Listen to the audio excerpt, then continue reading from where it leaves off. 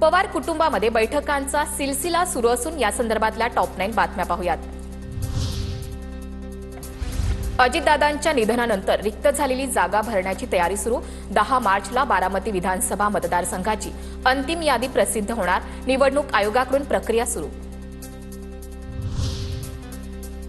सलग चौथ्या दिवशी विद्या प्रतिष्ठानमध्ये पवार कुटुंबियांची बैठक। शरद पवार, रोहित पवार, पार्थ पवार आणि प्रतिभा पवारांची उपस्थिती। पार्थ पवार विद्या प्रतिष्ठानमध्ये विश्वस्त होण्याची शक्यता। गेल्या 10 दिवसात संपूर्ण पवार कुटुंबात कोणतीही राजकीय चर्चा नाही।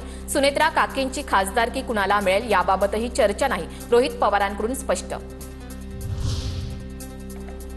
10 तारखेला आम्ही सुनेत्रा पवारांशी चर्चा करणार। राष्ट्रवादी विलीनीकरणावर सुनेत्रा पवार निर्णय घेतील। सुनील तटकरे यांच्याकडून स्पष्ट। रामदास कदमांचं वक्तव्य गलिच्छ। आमच्या पक्षाचा निर्णय करण्याचा अधिकार आमचा। सुनील तटकरेंची प्रतिक्रिया। तुम्ही मातोश्री सोडलीत तेव्हा आम्ही कधी विचारलं नव्हतं। तटकरेंचा हल्लाबोल। दादांची राख विझली नव्हती तरी सुनेत्रा पवारांना शपथ घ्यायला लावली अशी टीका रामदास कदम यांनी तटकरेंवर केली होती।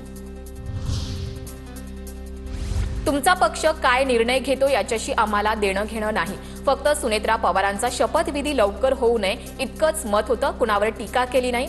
संजय शिरसाट यांचं सुनील तटकरेंना प्रत्युत्तर।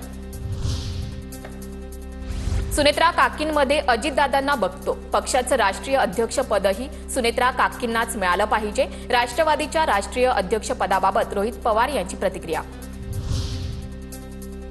10 तारखेचं प्रेझेंटेशन डिटेलमध्ये असणार। अजितदादांच्या विमान अपघाताबद्दल सर्वांच्या मनामध्ये शंका। अपघातासंदर्भातील प्रश्न 10 तारखेला मांडणार। रोहित पवार यांची माहिती।